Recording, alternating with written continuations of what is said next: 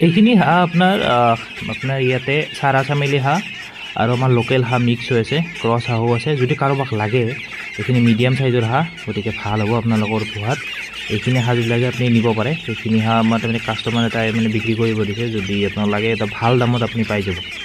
চাওক হাঁহকেইটাৰ চাইজ আহি গৈছে, কেইটামানতো ভাল ডাঙৰ হৈ গৈছে, কেইটামান মিডিয়াম চাইজ আছে। মানে বয়সটো মই ক'ব গ'লে এটাৰ মানে যোনকেইটা ডাঙৰ আছে সেইকেইটা 1.5 মাহৰ পৰা 2 মাহ হৈছে, আৰু কেইটামান আছে আপোনাৰ বাচ্ছা যিবিলাক 1 মাহৰ মানে বাচ্ছা আছে।